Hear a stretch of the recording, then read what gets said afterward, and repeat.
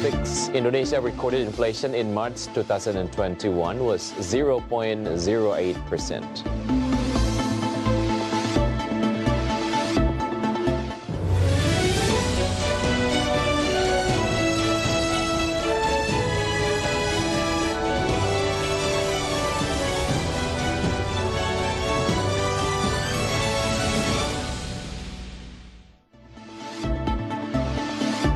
Good afternoon, viewers. Market Headlines is ready to provide you a number of informations from the business, economic, and capital market sectors. With me, Wicky Adrian. This is Market Headlines.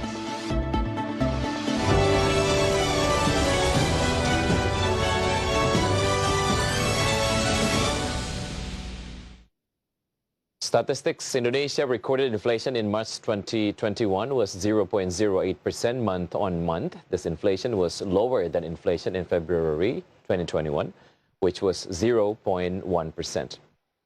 This inflation was caused by the food, beverage, and basic food groups, which still contributed 0.1% to the inflation. Commodities that contributed to inflation are pepper, shallots, fresh fish, and preserved fish. On the 90 cities, 58 experienced inflation and 32 cities experienced deflation. The highest inflation was recorded in the city of Jayapura with inflation of 1.07%. Meanwhile, the highest deflation occurred in Bau-Bau with 0.99%.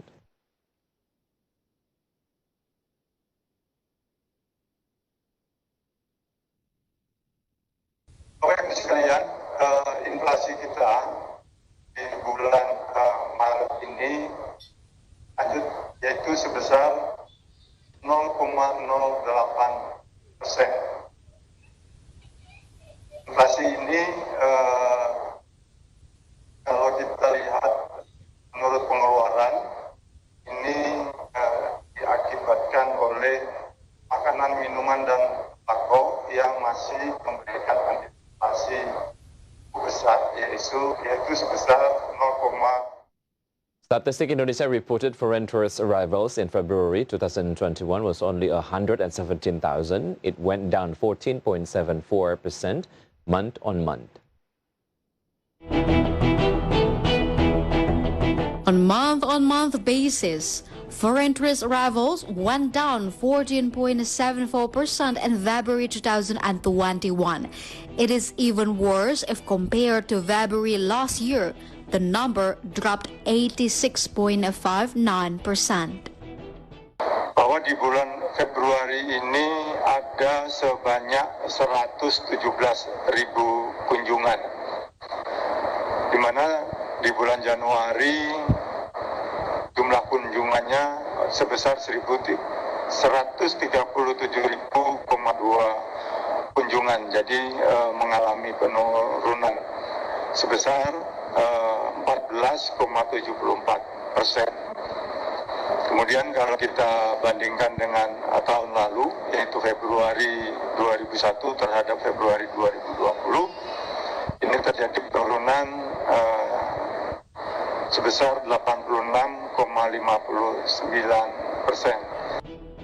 Cumulatively, Statistic Indonesia noted that foreign tourist arrivals in the first 2 months of 2021 was only 254,330 visits. This number is much lower than foreign tourist arrival in the same period of previous years. It went down by 88% compared to the first 2 months of 2020. From Jakarta, Rahaja Pakmo for IDX Channel.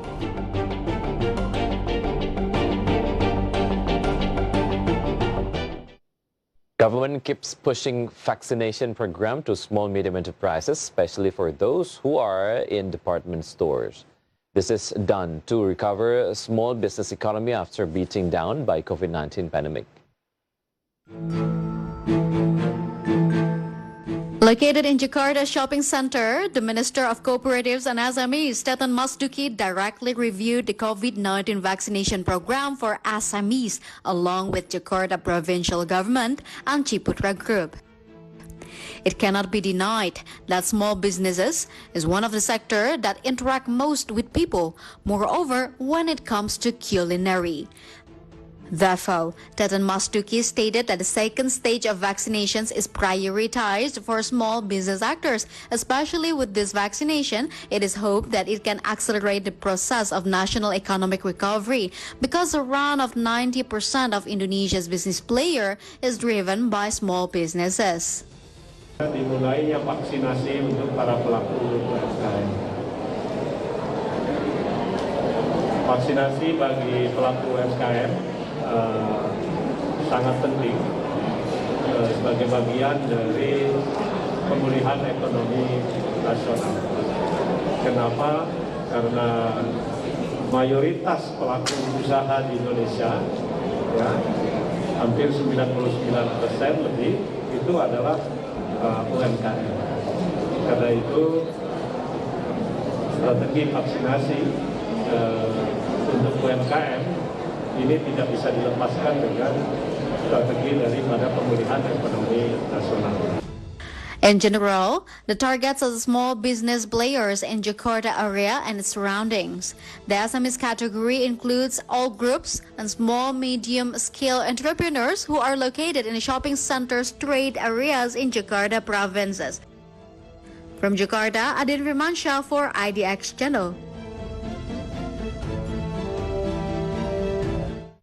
Indonesia is haunted by terrorism as the Makassar Cathedral bombing happened and terror at Indonesia's National Police Headquarters.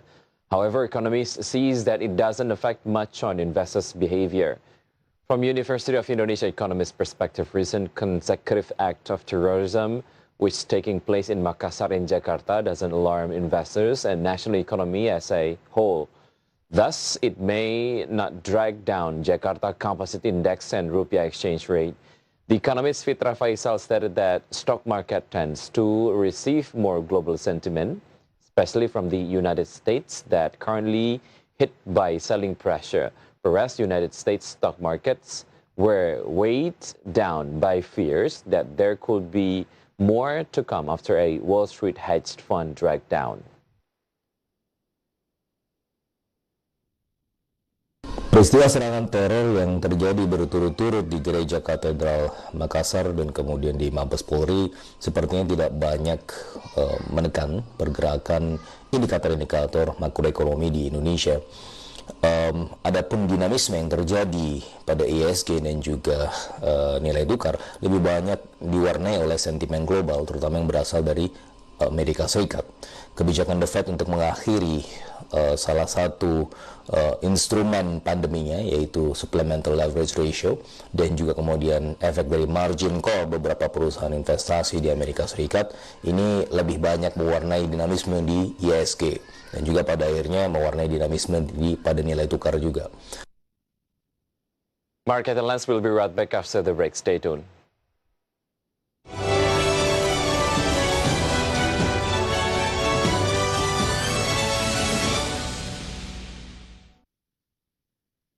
Kereta api Persero yang kembali menambah fasilitas layanan pemeriksaan genos.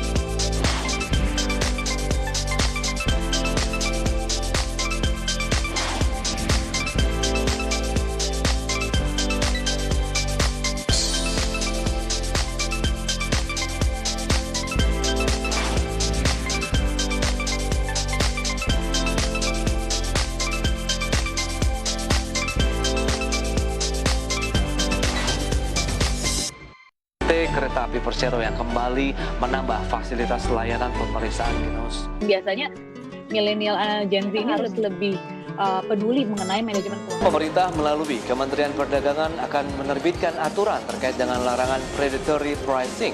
Salah satu kunci tertib niaga itu memastikan bahwa tidak ada praktek-praktek kecurangan yang disebut dengan predatory pricing.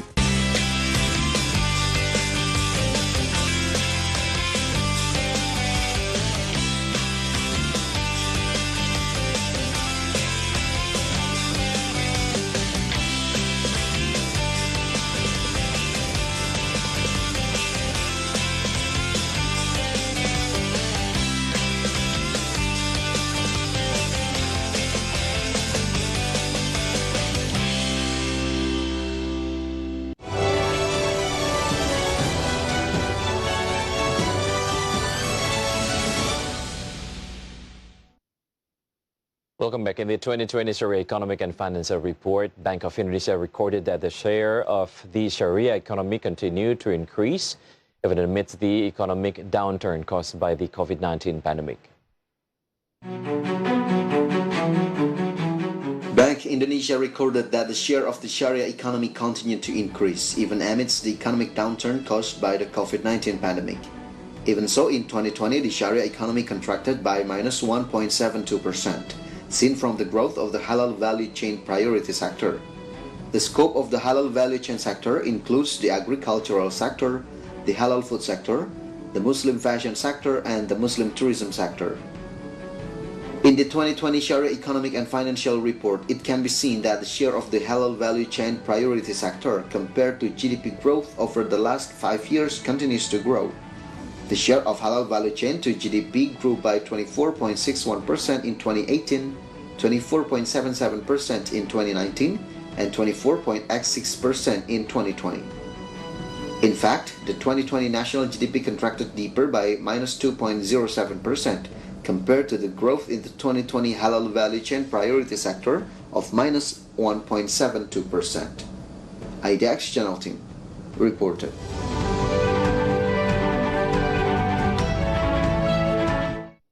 Indonesia's Sharia economy has been shaken by the COVID-19 pandemic. However, Bank of Indonesia sees that the Sharia economy performance was generally better than the national economic growth in 2020. And to know deeper about the performance of the Sharia economy from last year and year to year, of course, let's just take a look at the growth data for the halal value chain sector versus the national GDP in the first graphic. As you can see, halal value chain sector growth in 2017 was on the level of 5.86%. Meantime, the GDP growth, 5.07%. In 2018, 5.71% for halal value chain sector growth. Meantime, for GDP growth was on the level of 5.17%. And in 2019, 5.71% for the growth of halal value chain sector. And for GDP growth was on the level of 5.02%.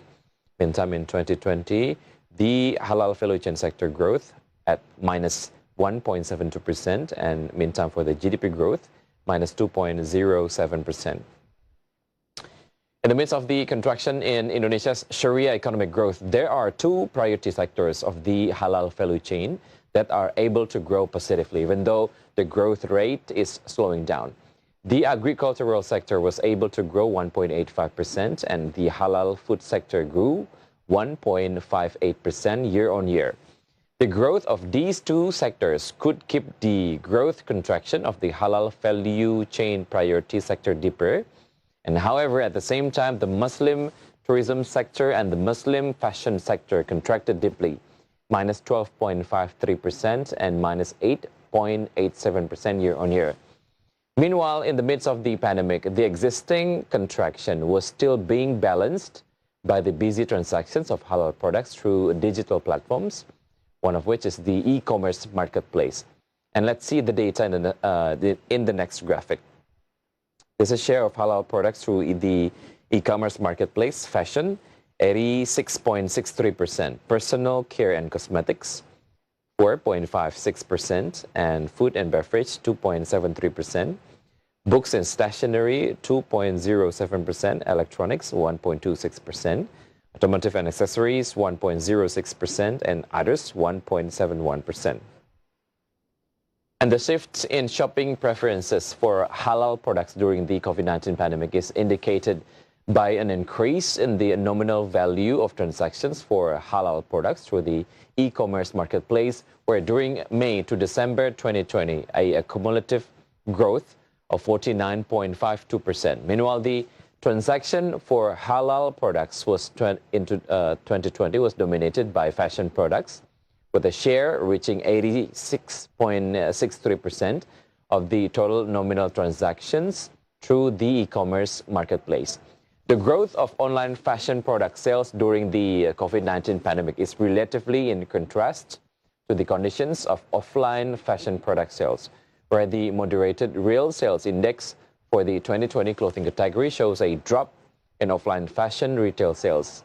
In connection with the busy transactions of halal products through digital platforms, this must be accompanied by IDX Sharia digital payment services. So what are the key factors in the development of Islamic digital payment services? Let's see in the next graphic.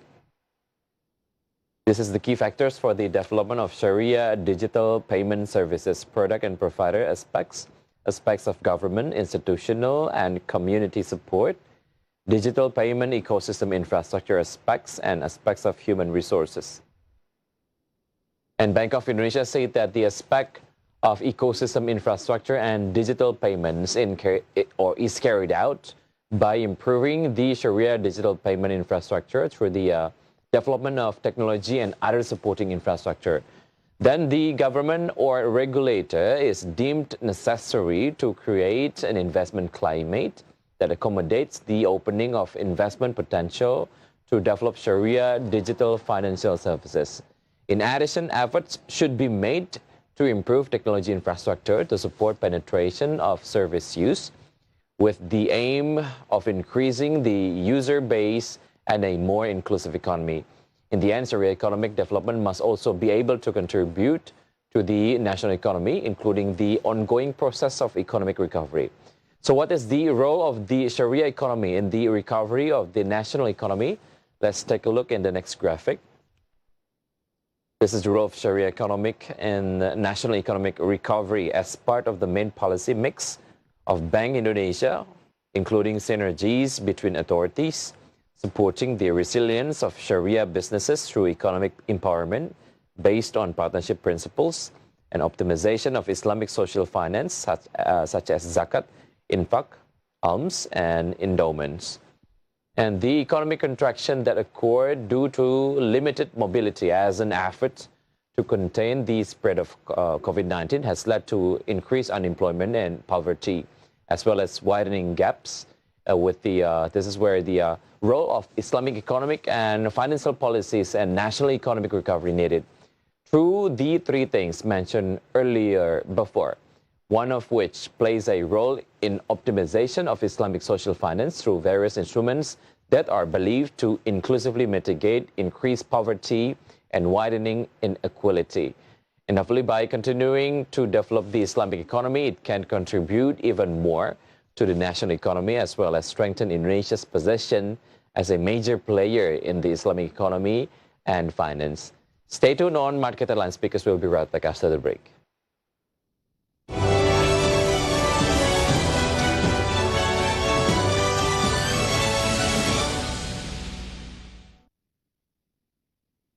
Kita mau address salah satu masalah khususnya untuk milenial dan Gen Z yang sering aku temukan sebelumnya. Platform ini sendiri, peluangnya di Indonesia seperti apa sih dibandingkan dengan negara maju? Potensi ini sangat besar sekali karena dari marketnya mungkin awareness-nya juga masih cukup rendah kalau kita lihat lagi dari segi literasi keuangan. Jadi kalau misalnya semakin banyak atau orang yang aware mengenai literasi keuangan, semakin juga kan mengenai manajemen keuangan ini.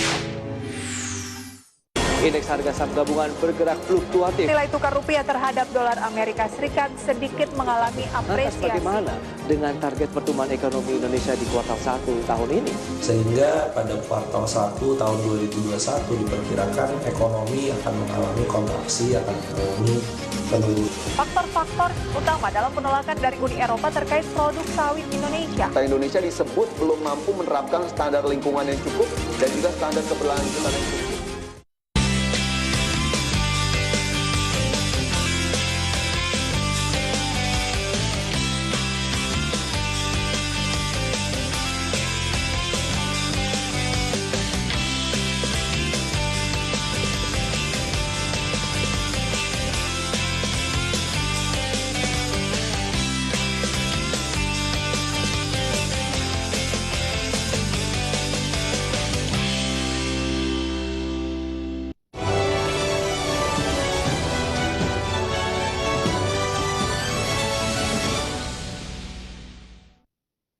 on the last segment at the Jakarta Composite Index in trading movement earlier today, JCI was open at the level of 5,996.18. And then approaching the closing time on the first session, the index was on the level of 5,971.95. Then the index was showing strengthening trend by the second session closing time. Index was closed at the level of 6,011.46. In short, JCI went up 0.43%. And next, we're going to see the sectoral movement leading the dynamics of today's trading. We got agriculture as the leader of the strengthening trend, went up 3.48%, and the trade sector went up 2.4%. And next, we got construction as the leader of the weakening trend, went down 0.56%, and consumer goods went down 0.11%.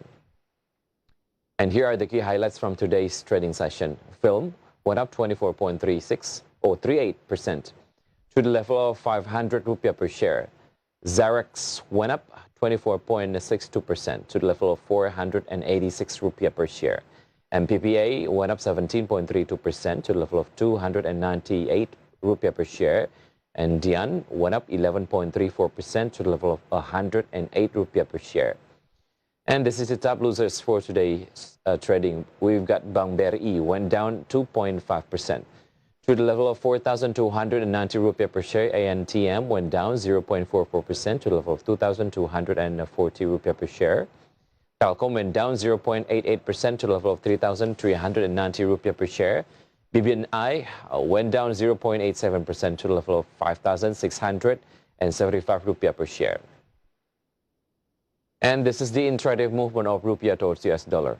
Open at the level of 14,577 rupiah, was also showing strengthening trend towards US dollar, was close at the level of 14,504. In summary, rupiah went up 0.14%.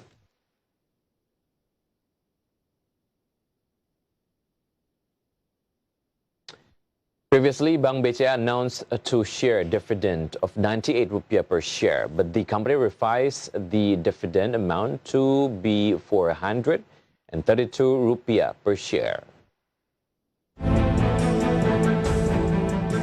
Bank Central Asia revised the value of the cash dividend distribution. In the information disclosure at Indonesian Central Securities Depository, or KSE, it was explained that BCA dividends were revised to be 432 rupiah per share from previously 98 rupiah per share. In the annual general meeting of shareholders, Bank BCA decided to distribute cash dividends of 48% of the total net profit in 2020, amounting to 27.13 trillion rupiah. This means that BBCA will pay dividends of 13.02 trillion rupiah. From all sources, IDX Channel.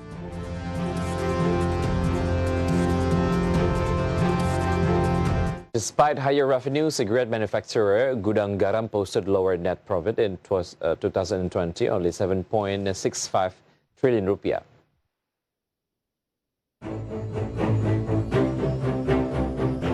Gedung Garam's net profit for the 2020 financial year fell to 7.65 trillion rupiah from 10.88 trillion in 2019. On the other hand, the company's revenue during 2020 was recorded to have increased to 114.48 trillion rupiah. However, last year, its total cost of goods sold increased to 97.08 trillion from 87.74 trillion in 2019. In other income counts, last year, Gedung Garam booked 281.56 billion rupiah, or lower than a year earlier. Throughout 2020, the company's operating expense was recorded at 7.58 trillion, while other expenses were 3.76 billion rupiah.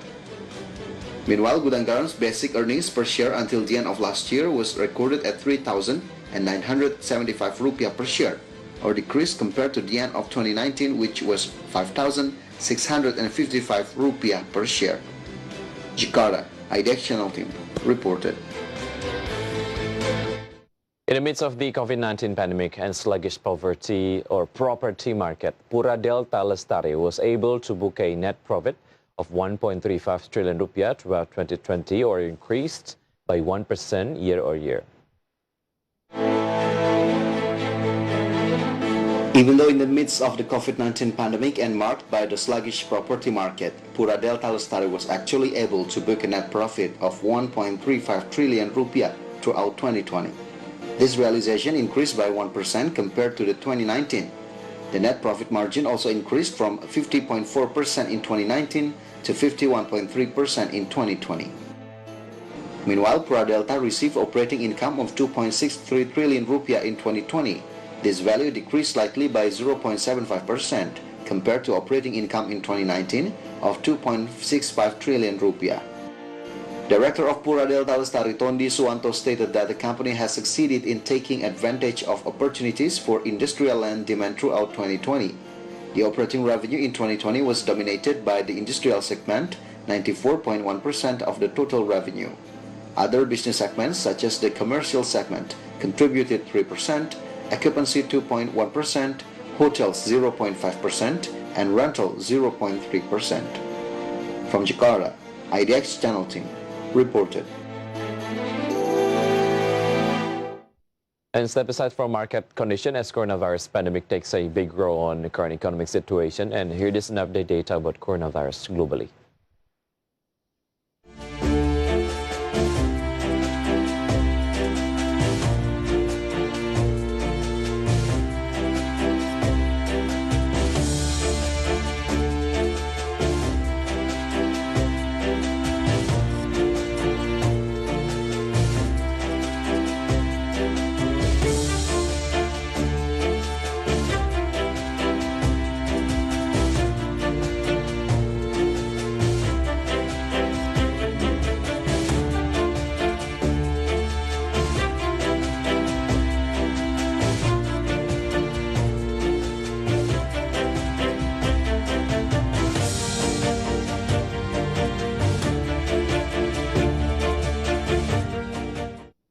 And the news close our market lines today. Please enjoy our next program on IDX Channel, Your Trustworthy Economic, Business and Capital Market Channel. I'm Wicky Adrian. Have a nice evening and stay safe.